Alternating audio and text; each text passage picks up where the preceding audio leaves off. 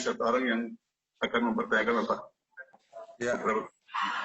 Baik Bapak, jika perlu silakan Bapak untuk menyampaikan penjelasannya. Terima kasih. Assalamualaikum warahmatullahi wabarakatuh. Teman-teman media dan seluruh masyarakat Indonesia yang saya cintai dan banggakan. Kami di sini dengan Pak Menko Perekonomian, Menteri Kesehatan, izinkan kami melaporkan hasil ratas dan saya khususnya menyampaikan untuk Jawa dan Bali. Ketika menghadapi varian Delta, Presiden menyampaikan bahwa pemerintah terus mencari titik keseimbangan antara gas dan rem.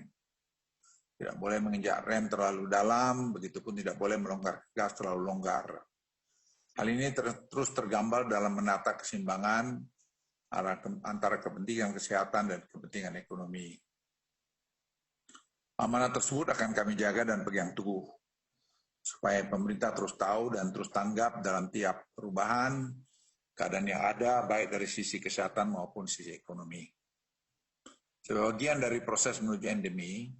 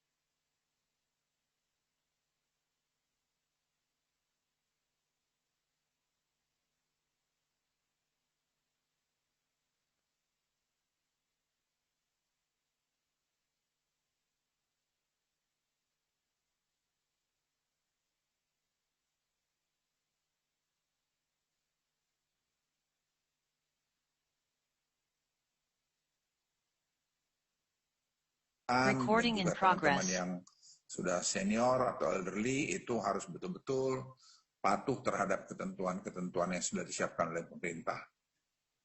Teman-teman media dan seluruh masyarakat Indonesia yang saya cintai, berdasarkan data yang kami peroleh, studi di luar negeri mengkonfirmasi menurunnya tingkat kematian karena COVID-19. Misalnya pada pertengahan tahun 2020, COVID-19 dideteksi 13 kali lebih mematikan dari flu biasanya. Namun pada awal tahun 2022 ini, COVID-19 diprediksi yang Omicron diprediksi hanya 2 kali lebih mematikan dari flu. Jadi Omicron ini hanya 2 kali lebih parah dari penyakit flu. Sejak 44 hari dari tanggal 1 Januari 2022, kasus puncak Omicron sampai dengan saat ini belum melebihi puncak Delta di tahun lalu. Padahal jika kita merujuk ke negara lain, puncak Omicron biasanya 3-4 kali lebih tinggi dari puncak Delta. Tingkat rawat inap rumah sakit dan tingkat kematian juga masih jauh lebih rendah daripada periode Delta. Tapi ini juga tidak mengurangi tingkat kehati-hatian kita. Namun data ini perlu dipahami oleh kita semua untuk tidak memperlakukan Omicron ini sama seperti periode Delta yang lalu. Pola yang sama juga terlihat di Jawa Bali. Penambahan kasus di Jawa Bali terlihat melambat, namun terjadi peningkatan kontribusi di luar Jawa Bali. Dalam 7 hari terakhir, Provinsi Banten, Jawa Barat, dan Bali menjadi 3 provinsi yang tren kasusnya lebih tinggi dari puncak Delta. Namun, belum seperti yang kita diprediksi banyak orang 3 atau 4 kali lebih tinggi dari Delta. Berita positifnya, tren kasus di DKI Jakarta menunjukkan tanda-tanda mulai melewati puncaknya. Baik kasus harian, kasus aktif, maupun rawat inap mulai menunjukkan penurunan. Namun peningkatan mulai terjadi di DIY, Jawa Timur, dan Jawa Barat. Tetapi itu pun masih di bawah puncak Delta. Tidak hanya kasus, jumlah rawat inap rumah sakit di Provinsi Jawa Barat sebagian besar masih jauh lebih rendah dibandingkan dengan Delta. Tapi Bapak Ibu sekalian, teman-teman setanah air, Jangan juga berpikir bahwa pemerintah menganggap enteng. Tidak, saya hanya membicarakan data yang ada. Yang jangan membuat kita jadi ketakutan berlebihan. Tetapi tetap kita harus super hati-hati menghadapi perilaku dari Omikron ini yang masih banyak juga yang belum kita tidak tahu. Hari ini, bed occupancy ratio yang dipublikasikan oleh pemerintah sebenarnya belum mencerminkan kapasitas maksimum. Jika pemerintah menggunakan kapasitas maksimum tempat tidur seperti yang terjadi pada puncak Delta yang lalu, maka bor yang Anda lihat akan jauh lebih rendah. Misalnya, tempat tidur yang disiapkan di Jawa Bali hari ini hanya sekitar 55.000, di mana terisi 21.000 tempat tidur, sehingga terlihat bor saat ini di angka 39%.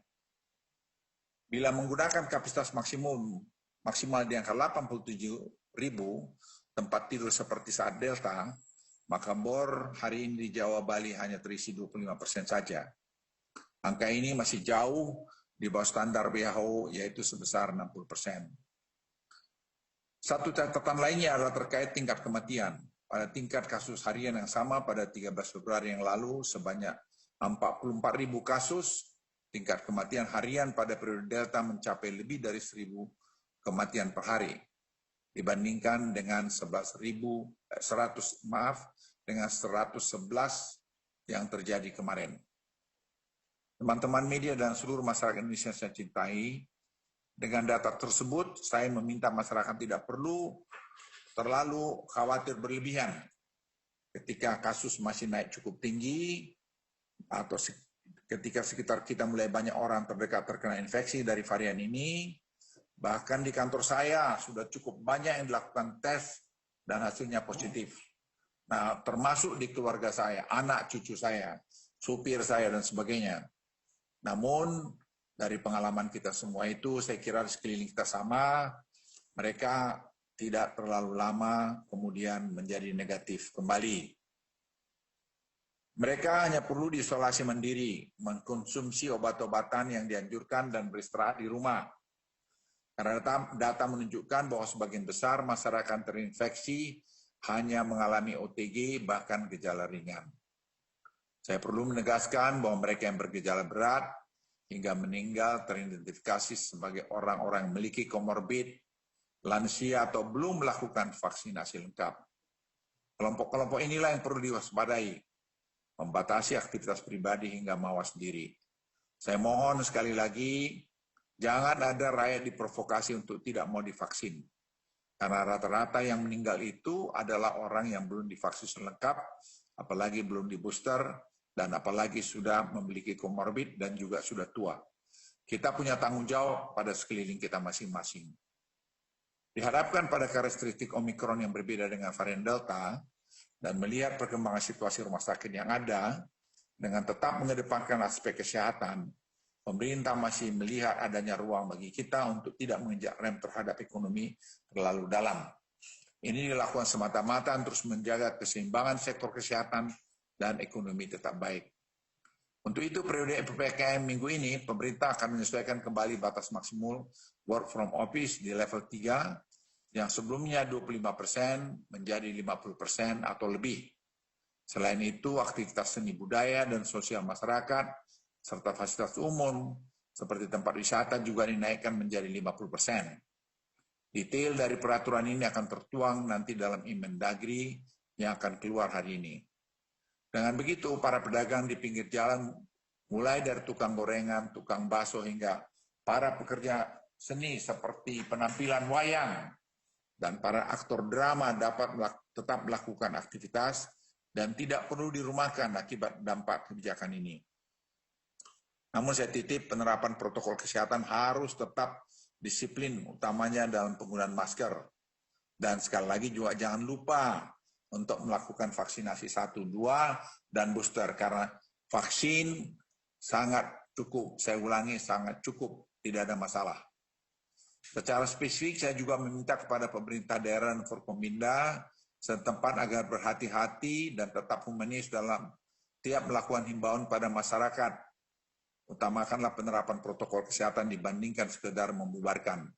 Saya ulangi, utamakanlah penerapan protokol kesehatan dibandingkan sekedar membubarkan.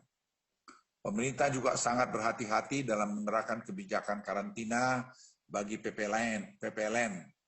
Ketika beberapa negara di dunia sudah menerapkan bebas karantina untuk masuk ke negaranya, pemerintah akan tetap menerapkan kebijakan karantina 5 hari bagi PPLN.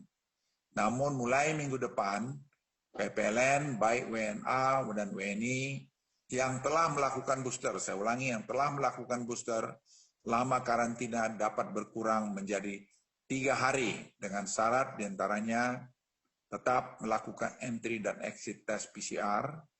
Exit PCR dilakukan di hari ketiga di pagi hari dan PPLN dapat keluar ketika hasil negatif keluar. PCR tes ini bisa cuma berapa jam. PPLN yang sudah selesai karantina dihimbau tetap melakukan PCR tes mandiri di hari kelima. Saya ulangi, melakukan PCR tes mandiri di hari kelima dan melaporkan kondisi kesehatannya kepada puskesmas atau vaskes terdekat. Ke depan, jika situasi terus membaik, pemerintah berencana 1 Maret atau mungkin lebih awal dari 1 Maret, saya ulangi 1 Maret, hari karantina akan diturunkan menjadi 3 hari untuk seluruh PPLN.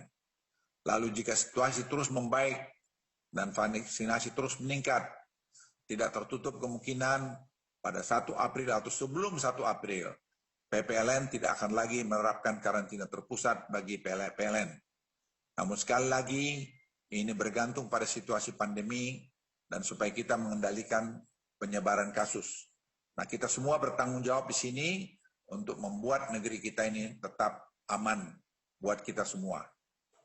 Teman-teman media dan seluruh masyarakat Indonesia saya cintai, untuk memberikan kekebalan menghadapi gelombang Omikron, pemerintah terus mengejar target vaksinasi dosis kedua, terutama untuk lansia. Saat ini masih terdapat 15 kabupaten kota di Jawa Bali yang tidak mencapai target 50%. Umum dan 17 kota kabupaten untuk 40% lansia. Pemerintah akan memperpanjang masa transisi hingga 2 minggu ke depan bagi yang belum mencapai target tersebut. Pemerintah juga akan melakukan penyusunan regulasi pintu keluar masuk internasional di wilayah Jawa Bali kembali. Pemerintah akan membuka keberangkatan kedatangan jemaah umroh melalui Bandar Udara Juanda Surabaya. Selain itu, Bandara Juanda juga akan menerima WNA, WNI dari luar PMI. Bandara Ngurah Rai juga akan dibuka untuk WNA dan WNI non-PMI dengan segala tujuan, tidak hanya wisatawan. Pintu laut di Bali juga dibuka untuk WNA dan WNI yang datang menggunakan kapal pesiar, krus atau layar joh. Teman-teman media yang saya cintai dan seluruh masyarakat Indonesia yang saya banggakan.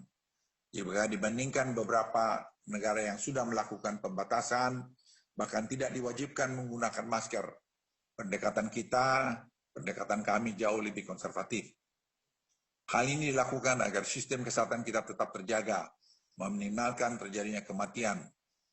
Karena menurut kami kehilangan 1 nyawa sangat berharga. Setelah 2 tahun kungkung di pandemi COVID-19 ini, rasanya kita harus siap beradaptasi dengan ketidakpastian ini. Pemerintah minta masyarakat tidak perlu panik dengan varian Omikron, namun kata kita hanya perlu waspada dengan tetap terus menerapkan protokol kesehatan. Marilah kita terus berdoa dan berusaha semoga Tuhan yang Maha Kasih senantiasa memberikan kesehatan dan keselamatan buat kita semua dan kita keluar dari badai COVID-19. Terima kasih. Wassalamualaikum warahmatullahi wabarakatuh. Saya persilakan Menteri Perekonomian, Pak Erlangga. Terima kasih Pak Menko Marinvest, Pak Luhut, Pak Menkes, Pak Budi Gunadi Sadikin, beserta teman-teman media cetak, media elektronik, dan masyarakat yang saya cintai. Izinkan saya akan menyampaikan 2 hal. Satu terkait dengan hasil ratas, terkait PPKM luar Jawa Bali. Yang kedua, tadi saya diminta Bapak Presiden untuk menjelaskan terkait dengan hal yang sekarang mendapatkan perhatian publik, yaitu terkait dengan kebijakan jaminan hari tua dan jaminan kehilangan pekerjaan. Nah, terkait dengan hasil ratas PPKM dapat disampaikan hal seperti berikut. Bahwa pertama, angka reproduksi efektif Indonesia mengalami kenaikan dan kali ini naik menjadi 1,13 angkanya dan terjadi hampir di seluruh pulau. Kemudian terkait dengan kasus di luar Jawa Bali, relatif masih rendah, yaitu 13,9% dari kasus nasional. Namun tentu kita melihat sejak 24 Januari sudah mulai terjadi lonjakan, dan kita akan memonitor 2-3 minggu ke depan yang kemungkinan angkanya akan meningkat lagi, karena seperti kita ketahui luar Jawa Bali biasanya lagging atau lebih lambat dari Pulau Jawa Bali. Kasus harian dan perawatan rumah sakit mengalami peningkatan di 10 provinsi dari 15 kabupaten kota di luar Jawa Bali, meskipun kasus masih lebih tinggi saat Delta, namun perawatan rumah sakit relatif lebih rendah dan dalam tahapan atau situasi yang lebih terkendali. Terkait dengan bor COVID di rumah sakit dan isoter, ini rasionya masih relatif rendah, yaitu 30,52%. Untuk bor seluruh provinsi luar Jawa Bali itu kurang dari 20%, kecuali Sumatera Selatan 30%, Papua Barat 25%, Kalsel 23%, Sulut 23%, dan Bengkulu 21%. Kita ketahui bahwa kasus di NTB itu sudah melampaui Delta, yaitu hariannya 549, namun dari rumah sakitnya masih lebih rendah, yaitu 273. Saat Delta kemarin, rumah sakitnya bisa mencapai 820. Demikian pula di Papua, yang kasusnya sudah 615, namun di rumah sakitnya masih 119, pada saat Delta yang lalu bisa mencapai 618. Terkait dengan isolasi terpusat, saat ini masih terkendali di level 2,88%, dan pemerintah diminta untuk mempersiapkan 2-3 kali pemerintah daerah dalam beberapa rapat beberapa waktu yang lalu, yaitu dibandingkan lonjakan Delta, yaitu antara 69.000 sampai 91.000 tempat tidur sebagai langkah mitigasi di luar Jawa Bali. Terkait dengan vaksinasi dosis pertama dan kedua, secara daerah, vaksinasi dosis pertama masih ada 3 provinsi dengan capaian di bawah 70%, yaitu Maluku, Papua Barat, dan Papua. Dosis kedua 10% yang masih di bawah 50%, yaitu NTT, Kalsel, Sultra, Sulteng, Sulbar, Maluku Utara, Aceh, Papua Barat, Maluku, dan Papua. Pemerintah sesuai arahan Bapak Presiden diminta terus mengakselerasi vaksinasi, terutama di luar Jawa Bali, baik yang kedua maupun yang dimulai booster ketiga.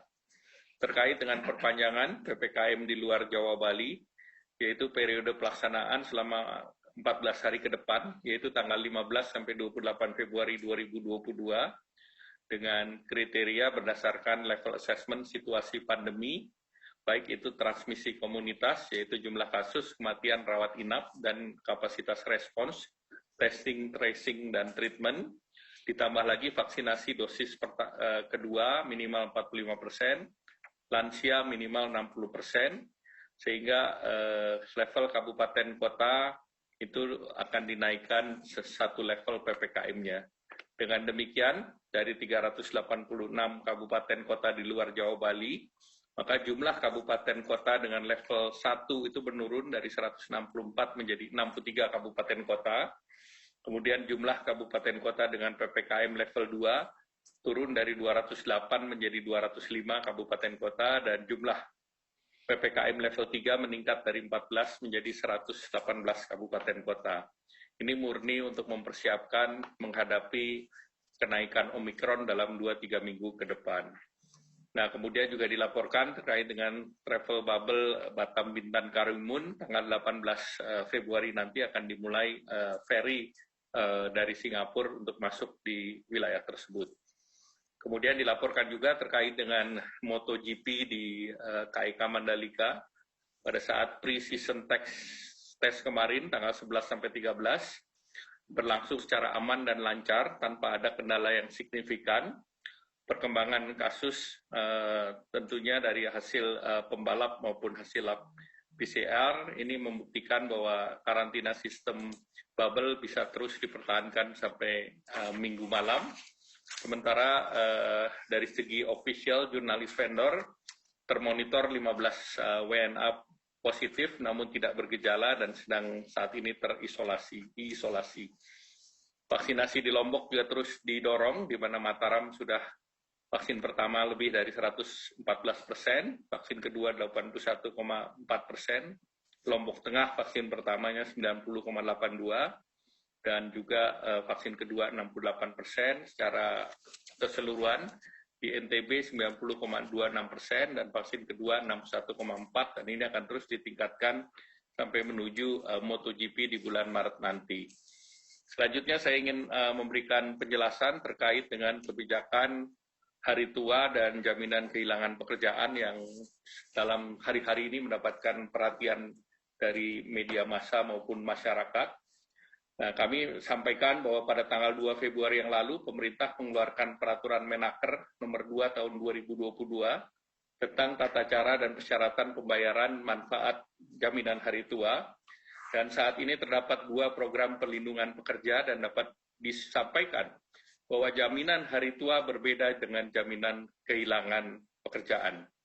Jaminan hari tua merupakan perlindungan pekerja atau buruh untuk jangka panjang, sementara jaminan kehilangan pekerjaan merupakan perlindungan pekerja jangka pendek yang juga diberikan kepada pekerja dan buruh. Terkait dengan pokok-pokok terkait kedua kebijakan tersebut, jaringan hari tua dirancang sebagai program jangka panjang untuk memberikan kepastian tersedianya jumlah dana bagi pekerja saat yang bersangkutan tidak produktif lagi akibat usia pensiun atau mengalami cacat total tetap atau meninggal dunia.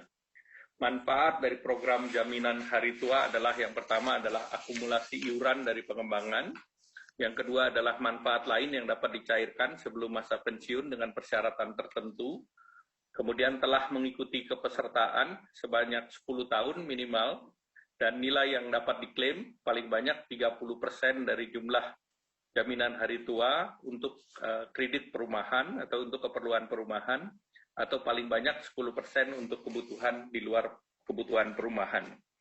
Dengan adanya Permenaker 2 2022 tersebut, akumulasi iuran dan manfaat akan diterima lebih besar jika peserta mencapai usia pensiun, yaitu di usia 56 tahun.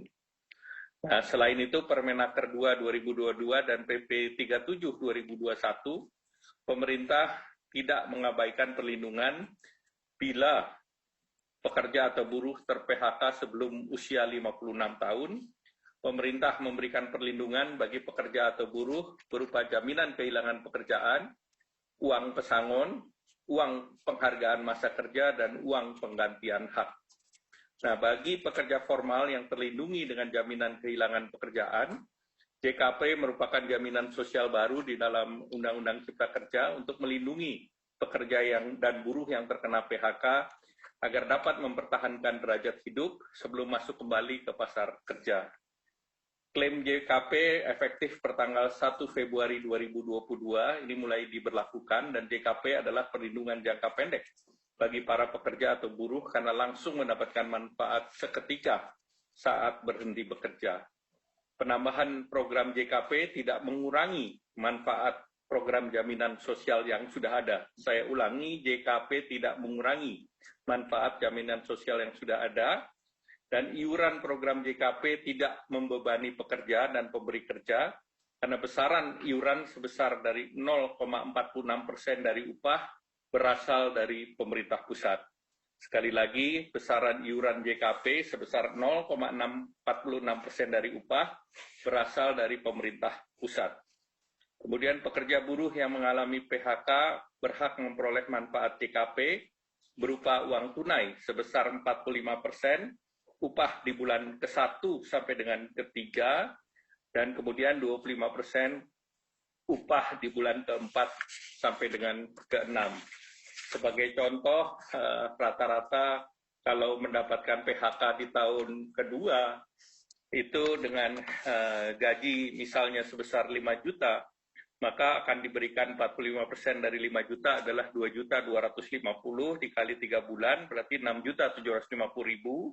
Sedangkan bulan keempat sampai ke-6 adalah 25% dari 5 juta atau 1,250 juta kali 3 adalah 3.750.000 sehingga mendapatkan 10.500.000. Sedangkan dengan mekanisme yang lama dengan JHT itu mendapatkan iurannya adalah 5,7% dari 5 juta, yaitu 285.000 dikali 24 bulan, 6,84, dan tambahan 5%, pengembangan 2 tahun 350.000 sehingga mendapatkan 7.190.000.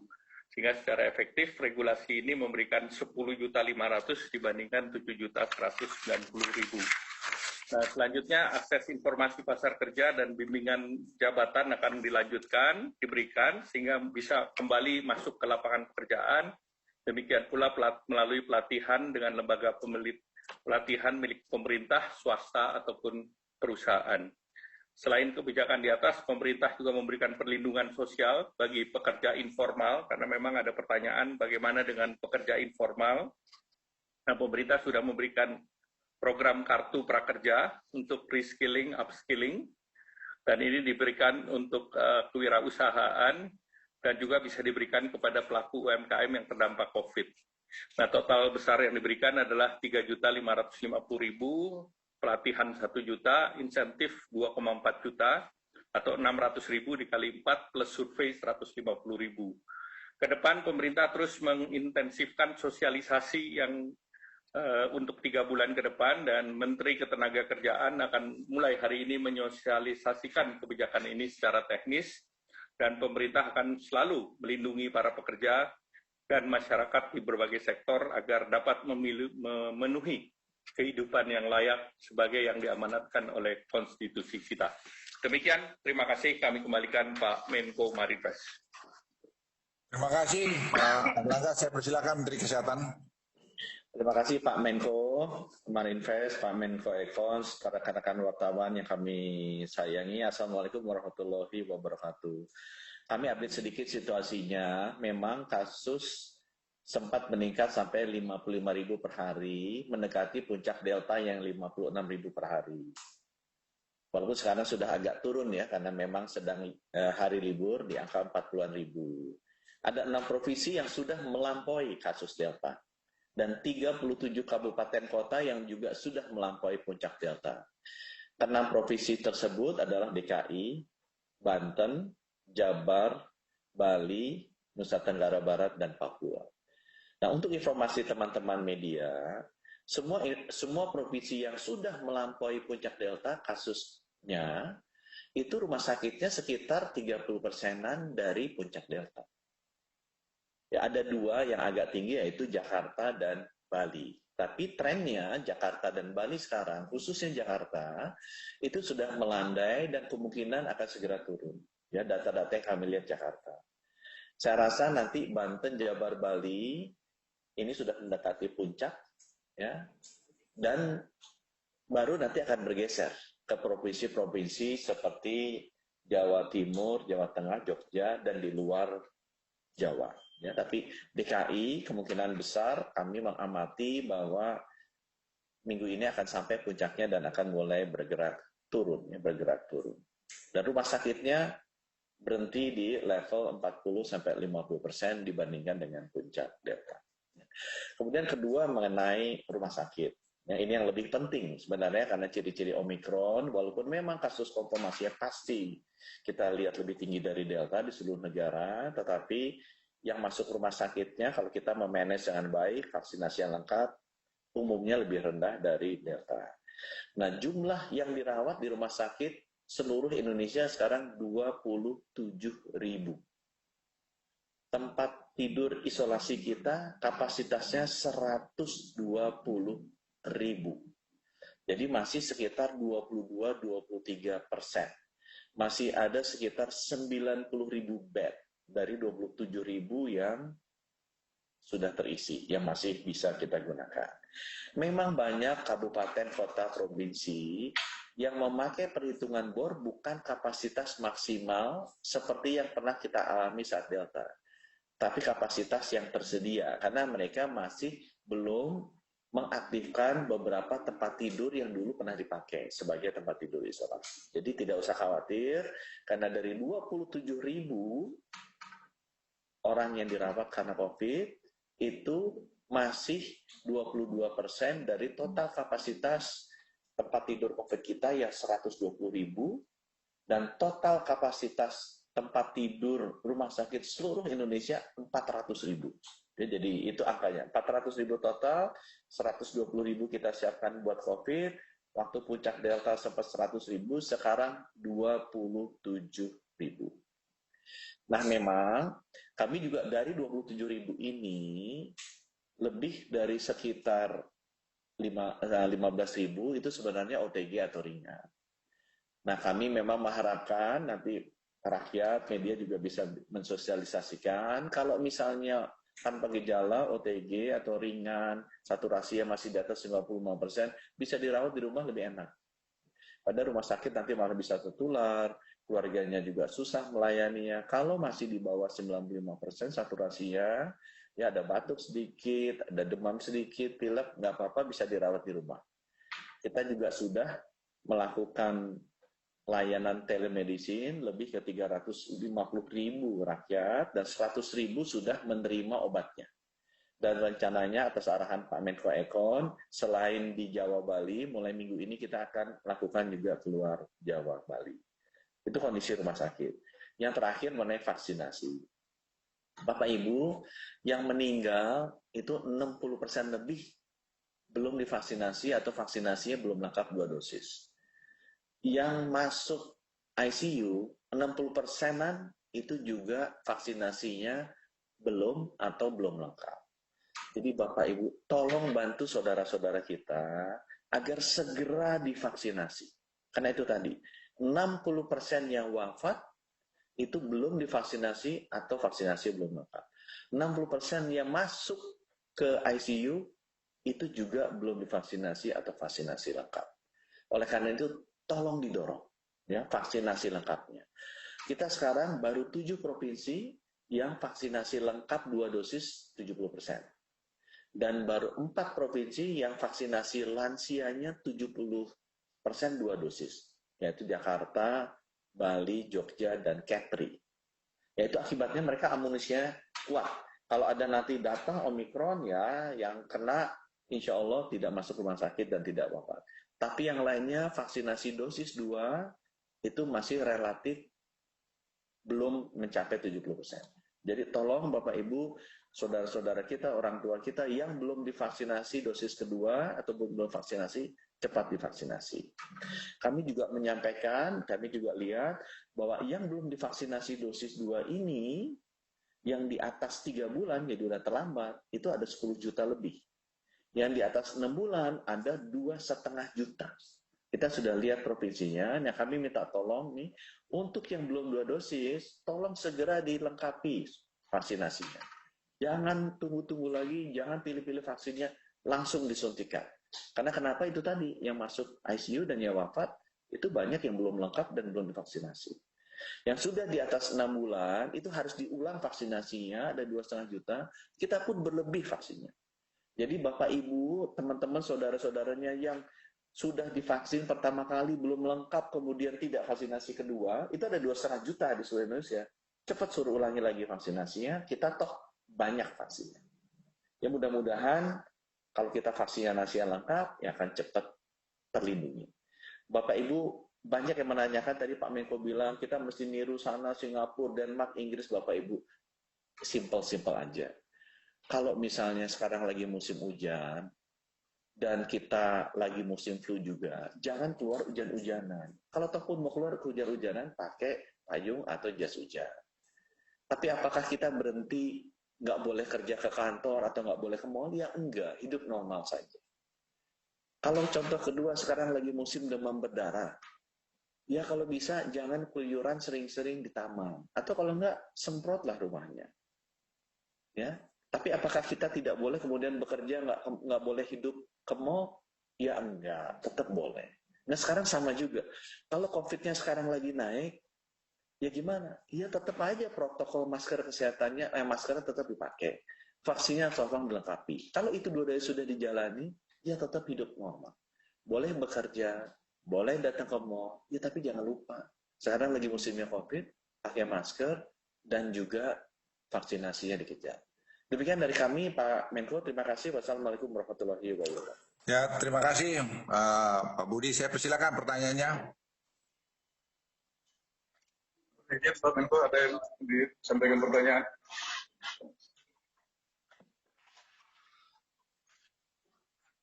Baik, selamat sore Bapak Menteri semuanya. Izinkan kami untuk menyampaikan beberapa pertanyaan, Pak. Yang pertama mungkin untuk Pak Luhut dan juga Pak Budi Gunadi terkait dengan epidemiolog dari Universitas Airlangga menilai Jakarta telah mencapai puncak varian Omikron pada 3 hari belakangan. Ditambah juga Wisma Atlet juga sudah beberapa hari mencapai kasus 0 kasus dalam Omikron sendiri. Dan ini apakah benar bahwa puncak kasus ini ataupun puncak kasus Omikron ini sudah terlewati? Lalu kedua, kasus kematian juga sudah menyentuh angka ratusan. Apakah akan ada jadi sinyal pengetatan lebih lanjut atau bahkan untuk rem darurat? Dan juga kita melihat angka kematian dalam beberapa hari ini juga sudah mencapai ratusan. Apakah sudah ada mitigasinya atau seperti apa? Dan juga mungkin ada penyebabnya begitu. Lalu berikutnya untuk Pak Budi Gunadi, terkait dengan telemedicine sendiri ini pembenahannya seperti apa? Karena kenyataannya memang saat ini masih ada pasien COVID yang saat ini sedang isoman masih harus membayar untuk mengakses obat via telemedicine, dan juga obat yang diberikan juga beberapa bukan mengikuti rekomendasi dari ID atau yang terbaru yang disebutkan oleh Kemenkes. Lalu berikutnya pertanyaannya untuk Pak Airlangga terkait dengan JHT ini, Pak. JHT ini kan dengan katanya adalah uang pensiun, dan juga nanti untuk masyarakat yang berhenti kerja sebelum masuk umur pencairan JHT itu nanti mekanismenya seperti apa?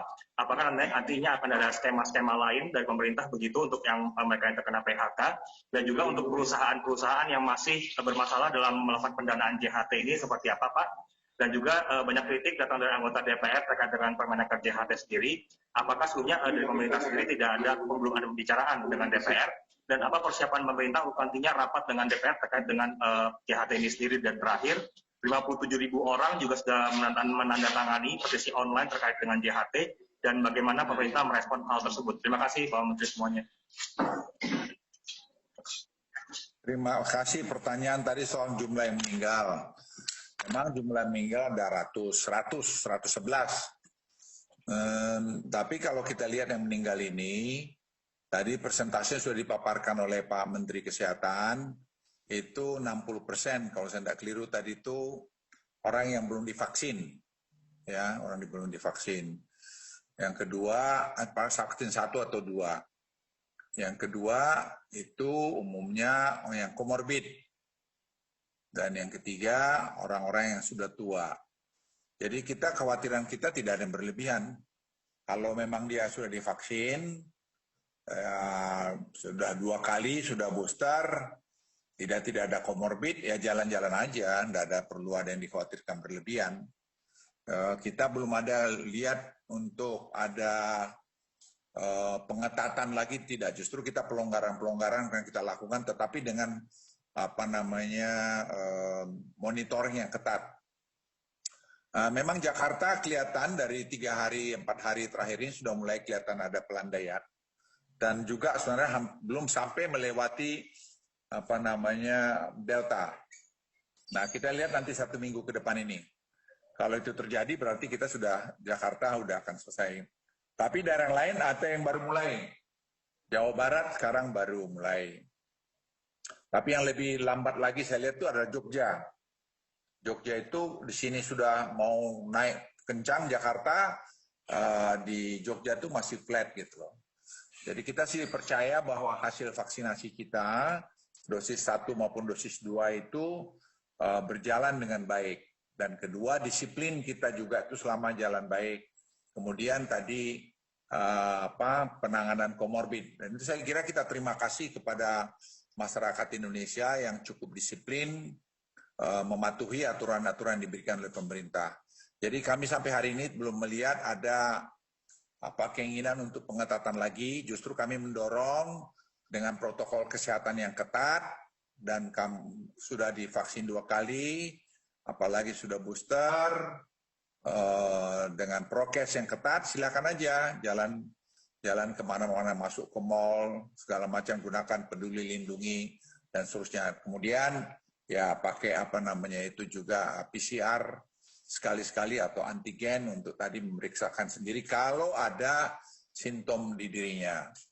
Itu saja dari saya, Mengan. Jadi sekali lagi untuk teman-teman media, jangan memberikan ratusan gitu. Sepertinya kayaknya udah besar sekali. Tidak ada kekhawatiran. Anda bisa lihat rumah sakit, juga tidak ada kekhawatiran berlebihan. Seperti misalnya Wisma Atlet, itu jadi ukuran kita yang paling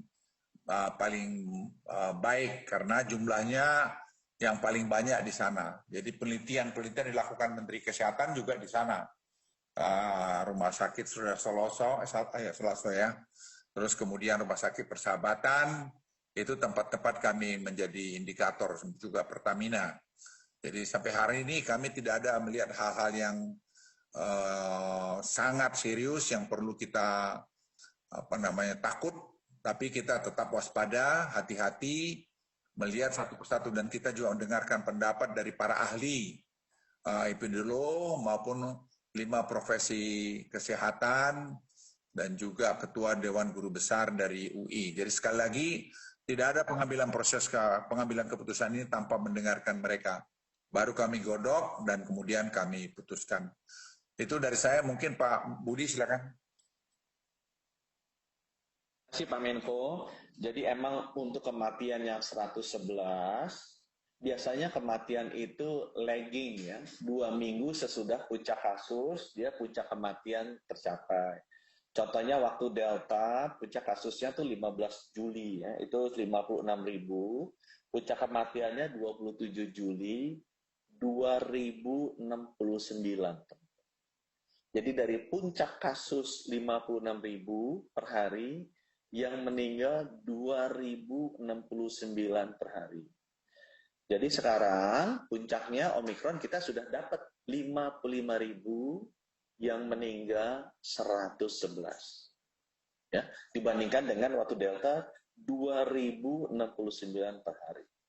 Ya memang mungkin akan ada kenaikan, belajar dari biasanya kematian itu lagging 2 minggu, tapi saya rasa tidak akan dari 111 even sampai ke 500 atau sampai 1000 itu nggak mungkin. Apalagi mencapai 2069 kematian per hari pada saat puncak Delta. Nah sekarang gimana? Bisa nggak kita menghindari ini? Ya, seperti Pak Menko Marinvest tadi sampaikan, 3 kok orang yang meninggal, 1 orang yang sudah tua. Nah kita bisa mempermudah umur kan nggak bisa, gitu ya. Kemudian yang kedua komorbid. Apa komorbid bisa kita hilangkan cepat? Ya nggak bisa. Yang ketiga, belum vaksinasi lengkap. Nah itu kita bisa lakukan tuh. Jadi buat teman-teman, gimana caranya inisiatif pemerintah supaya ini mengurangi fatalitas? Vaksin cepat-cepat. Ya, semua yang belum divaksin, terutama lansia dan punya komorbid yang terkendali, cepat divaksin dosis kedua dan booster. Kemudian tadi ada pertanyaan, Pak, kalau ada catatan-catatan ketidaksempurnaan di telemedicine, iya, ya dari 358.000 yang sudah kita layani dan 100.000 yang sudah dapat obat, ya memang ada kekurangannya. Kalau ada kekurangan, saya bisa kasih beberapa komplain jalur. Ya. Pertama, bisa komplain ke 119 extension 9. Atau nomor 2, bisa komplain ke nomor 1500567. Yang ketiga, bisa komplain email ke kontak@kemkes.go.id. Jadi kita welcome komplain untuk selalu memperbaiki layanan kita ya. Komplainnya bisa ke 119 extension 9 atau bisa ke nomor 1500567 atau email ke kontak@kemkes.go.id. Silakan. Terima kasih.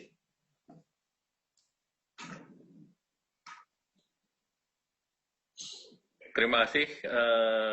Terkait tadi yang pertanyaan mengenai JHT, pertama terkait dengan mereka yang terdaftar aktif di BPJS Kesehatan, Ketenaga Kerjaan, yang terdaftar adalah 52 juta, dan pengiur aktif adalah 32 juta.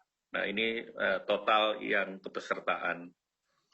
Kemudian dengan regulasi yang baru, Permenaker 2 2022, dan dibandingkan 2015, itu manfaat daripada jaminan hari tua itu bisa diberikan kepada mereka yang pensiun, kemudian cacat tetap maupun meninggal.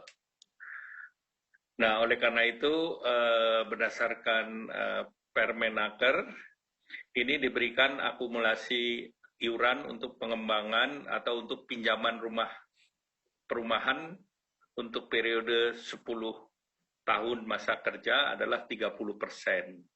Nah, itu kredit kepemilikan rupiahnya sebesar 500 juta atau 150 juta rupiah. Yang kedua, untuk persiapan pensiun itu juga bisa ditarik 10%, itu untuk 10 tahun masa iuran. Nah, kalau ini menggunakan skema daripada yang baru, skema baru ini kami bandingkan manfaat Permenaker 19/2015, di mana iuran jaminan JHT-nya itu adalah 5,7% dari rata-rata yang kerja 2 tahun itu gajinya kira-kira 5 juta, maka 5,7% kali 5 juta adalah 285.000. Nah, total iurannya diberikan 24 bulan kali 285.000 itu adalah 6.840.000. Kemudian biaya pengembangan 2 tahun sebesar 350.550, maka dengan regulasi lama Permenaker 19/2015, manfaat JHT itu 7.190.000. Dan berdasarkan dengan Permenaker tersebut, maka tidak dapat mengakses manfaat 30% untuk perumahan yang tadi saya sebutkan.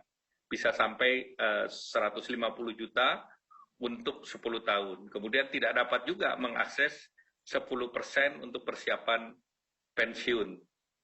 Nah, jadi manfaat JHT saat pensiun itu menjadi kecil.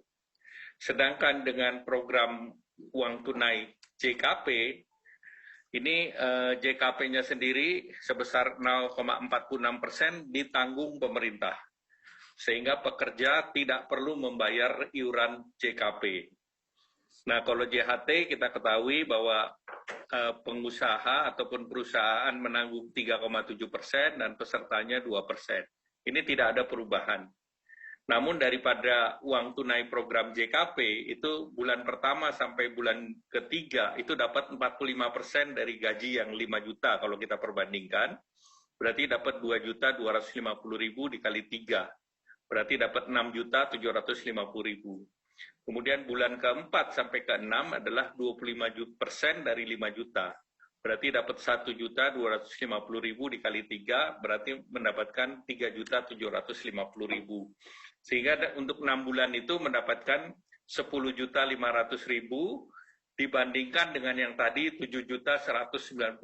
Jadi ini mendapatkan lebih tinggi daripada skema lama dan kemudian masih mendapatkan akses 30% untuk perumahan. Dan ini juga dapat mengakses 10% untuk persiapan masa pensiun. Jadi 10.500.000 plus on top yang 30% dan 10% masih didapat versus yang lama itu tidak didapatkan. Nah, inilah manfaat dari program yang ada. Memang nanti Kementerian Tenaga Kerja akan melakukan sosialisasi. Jadi persoalannya adalah secara detail sosialisasi ini sangat diperlukan. Dan ini akan dalam 3 bulan ke depan akan konsentrasi pada sosialisasi terhadap Permenaker yang baru ini. Demikian, terima kasih. Ya, terima kasih. Saya kira udah teman-teman media, udah cukup.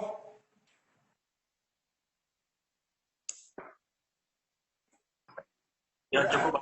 Banyak. Oke, terima kasih. Alhamdulillah. Terima kasih Bapak semua.